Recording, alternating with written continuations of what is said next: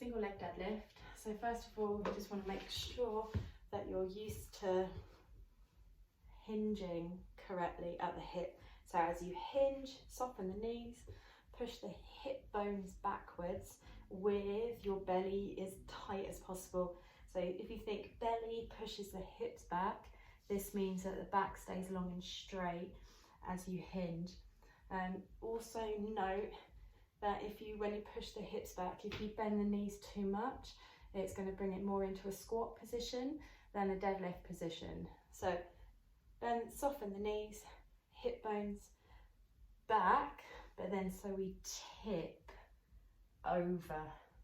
And then you'll instantly feel hamstrings are elongating and engaging, as well as your glutes. So make sure you're comfortable with that movement first. And then when we take it to the single leg variation, again, we're going to do exactly the same thing. You can have the kettlebell or any weight, by the way, any weight that you can find at all. You can hold it in both hands. You can also hold it with the opposite hand to the leg that's staying stable, or in the same hand as the leg that's staying stable. Both have different training properties. So when you're holding it on the same side, it loads that leg a little bit more. So the stability is easier, but you actually feel your glute engaging like a whole lot more. When you hold it on the opposite side, you're challenging torso stability as well as hip and knee and ankle stability. When you hold it in both, that's the easiest version to keep a square hip as you're moving, which is important. So let's take two-hand option first. One leg goes behind, soften the knee, hinge over, keep the belly in, knee stays, knee stays in line with the center of the foot. If it doesn't, then the ankle generally tends to roll inwards or roll outwards. Either way, you lose your balance. So bend the knee, hinge over, woo. Come back up again. Let me do that again. So here, look, the kettlebell is staying as close to my leg as possible. If I'm taking it in the opposite hand, I'm going to run it down the inner edge of the foot, inner edge of the leg as I go down. If I hold it in the other hand, again, it's going to run down the outline of my leg. What that does is it reduces the amount of strain on your lower back.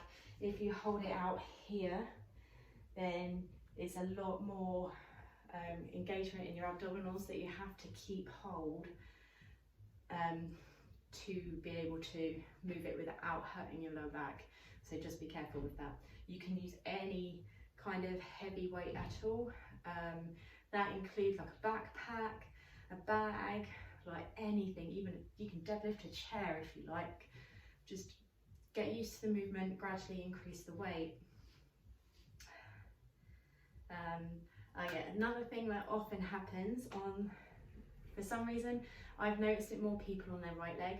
It's not always going to be the right leg, it might be your left leg, but sometimes if there's a little bit of rotation in the hips, what happens is the hip comes forwards at the same time that you're hinging, which then turns the knee inwards, makes the ankle roll inwards. Again, so then that makes the balance wobbly. So push the whole foot down into the floor the entire time. So that means making contact with the back corner of the heel, the inner corner of the heel, and the two outer parts of the ball of the foot. Those 4 anchor points. If you're pushing down into the ground the whole time with those, then generally you're going to be able to maintain any kind of wobble, because the wobbles are always there. That's a human thing, because it means that you're anchoring yourself down. When the knee wobbles in, that means that the whole foot is not anchored down. So there's lots of things to think about there. Any questions, feel free to ask.